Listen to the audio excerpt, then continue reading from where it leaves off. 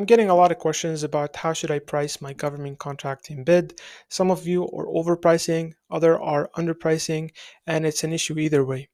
So what you need to be sure about is you have to be realistic and you have to respect your customer, which is the US government. Trust me, the government, the contracting officer who's receiving your bid, they know how much a mouse cost, they know how much a phone cost, they know how much the office supplies you're trying to sell. In most cases, they've probably bought these in the past, or if you're offering a service, they have a price point that they are willing to pay for. So if you add too much profit, you're eliminating yourself from consideration because you are just not going to be eligible, especially for contracts where it's the lowest bidding price. So they will take the contract with the lowest cost.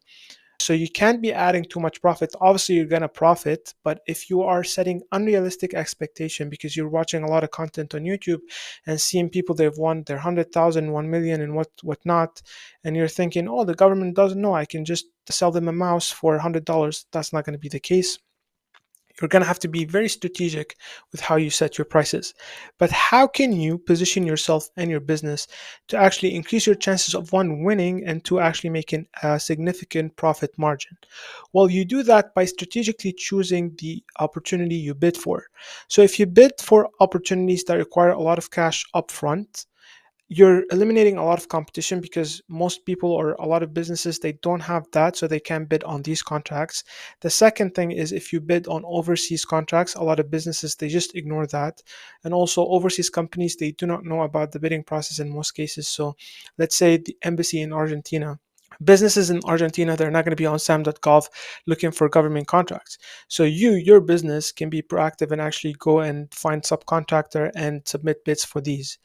Another thing is bidding on niche contracts. If you have a specialty, if your business offers a specific, for example, software or cybersecurity, if you know you have a competitive advantage in construction in a specific field, you should bid on these niche contracts because other businesses are not going to be able because they just don't have the expertise. So think about your business. What competitive advantage do you have that other businesses don't have, and bid specifically on these contracts. And since it's not going to be as competitive as other contracts, you're going to have a higher chance of winning. And two, you're going to be able to set your profit margin at a higher rate because you're not going to have a lot of competition. And lastly, bidding on opportunities that are not sexy. And you know what I'm talking about sexy opportunities. And these are the ones that you see marketed all over the internet. I want XYZ for this much, and oh, you could do it too. Sure, you can win these contracts, but just know that your profit margin is not going to be so high and you're going to have a lot of competition because the barrier to entry is almost it's not significant. So now you know what you need to do to set yourself ahead of your competition and increase your profit margin. So how do you set your profit? Obviously, know how much things cost. So get an accurate estimate of, let's say you're selling mouses to the government, get an accurate estimate of how much that's going to cost you, bottom line.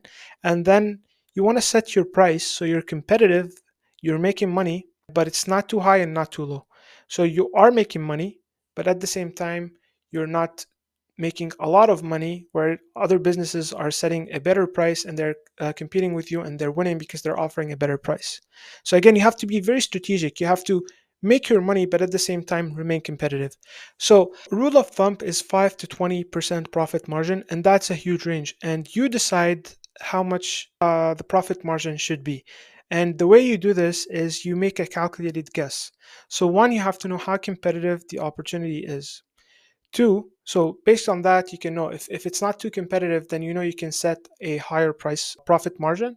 But if you know a lot of businesses are going to compete on this, then maybe you go towards the lower end. The second is by knowing how much the agency or similar agencies paid for similar work. So what I mean by that, let's say we're doing landscaping in for a federal agency in Ohio. Um, a good way to know how much you should place a bid is find a similar landscaping opportunity that the government awarded and see how much the government paid for. And I'm going to show you exactly how to do that. So let's say I'm looking for janitorial services and I see a lot of contracts and I want to know, for example, I want to set a bid on this and I want to know what should be a good price that I should pay. So this one, for example, is the Army Corps of Engineers is seeking bid for janitorial services at their lease space in California, right? So what you need to do is you take the snakes code, and this one is available everywhere, and then you come to fpds.gov. That's the Federal Procurement Data System website.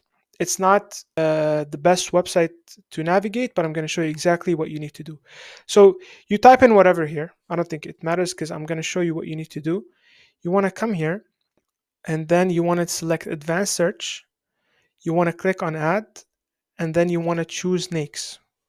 So we're trying to filter by the NAICS code, and then you're gonna paste the NAICS code we got from SAM search.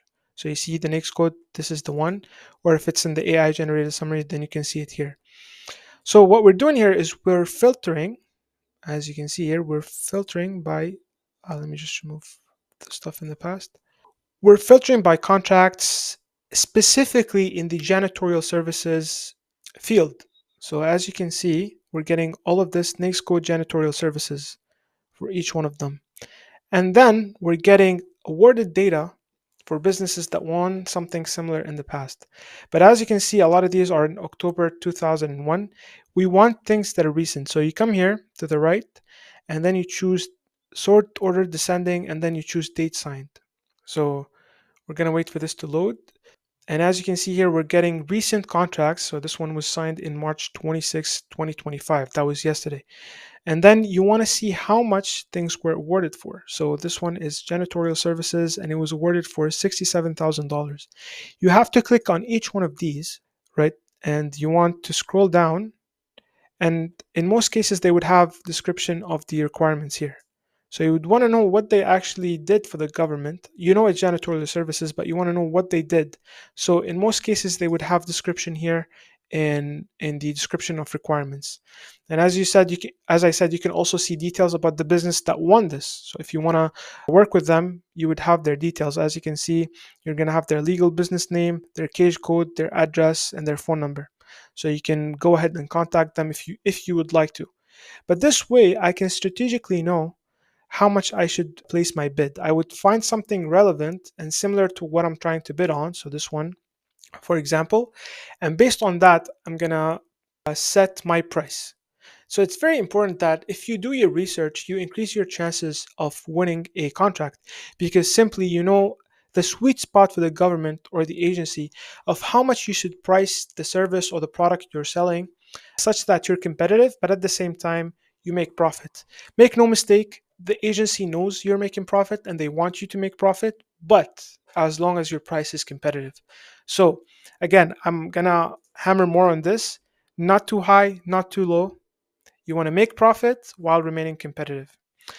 I hope this helps. This hopefully will help you with winning more government contracts. If you want the easiest way to win and get government contracts, utilize AI software like SAM.gov. You can search on federal, state, grants, and SBIR level. You get access to all government contracts with AI generated summary. You can summarize all of these contracts. You can ask Sam Search AI, and in a chat, you can get all the details, requirements, and then once you're ready, you'll be able to generate a proposal using AI. So it's saving you a lot of time. You can try it out. Link is in my description. Thank you so much for watching, and see you soon.